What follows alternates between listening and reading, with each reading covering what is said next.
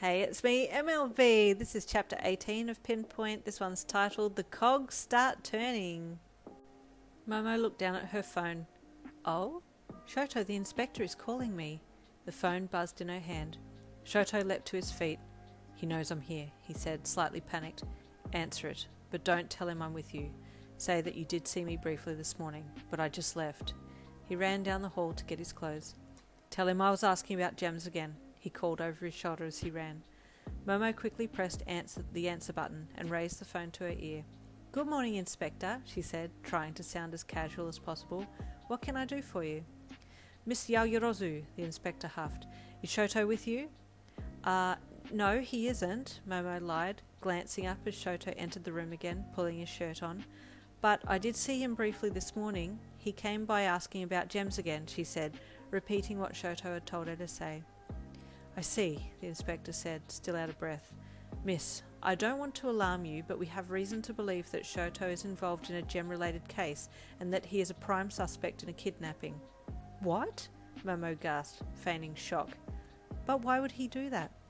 We don't know yet, the inspector replied. But please, if you do see him again soon, be sure to let me know, will you?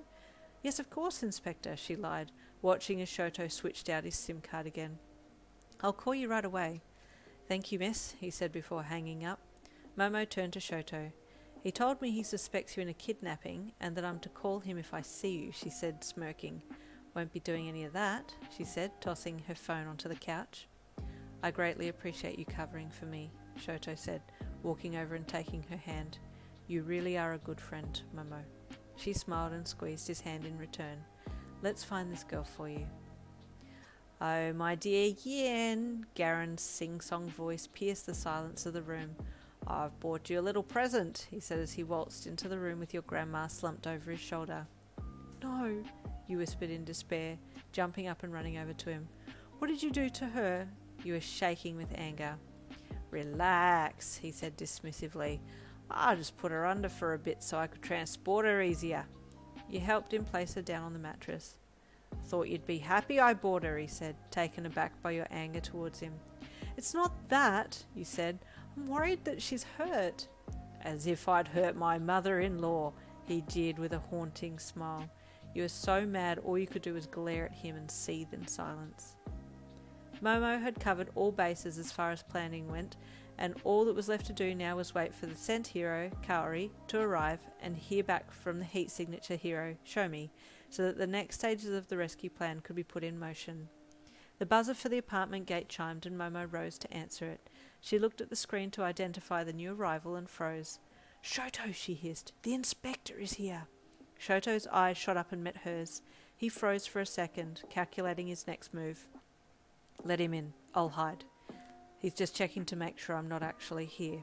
He needs to think that you are not involved, so don't act suspicious, he said, quickly piling the papers and placing them in the coffee table drawer. Go, go, he hissed as he ran for Momo's room. Inspector, Momo said, answering the door buzzer. What brings you here? She asked, stalling for Shoto to hide somewhere. Oh, good morning, Miss Yaoyorozu, the inspector said. I was wondering if I may have a word with you. Of course, Momo said, through the speaker. Come up.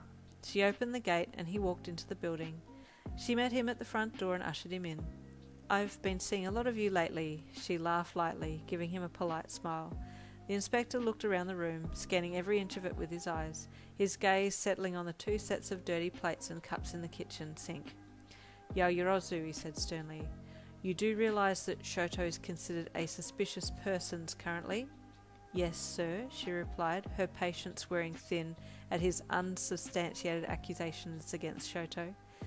And you, if he is found guilty, will be counted as an accessory to his crimes, the inspector stated, narrowing his eyes. Momo crossed her arms and stared the inspector down. With all due respect, sir, you have no right to come in here and insinuate anything.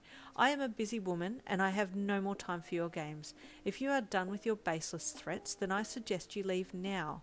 Her tone was low and serious. The inspector got the hint and pushed past her to leave. Suddenly his phone rang and he answered it. What? He yelled. When?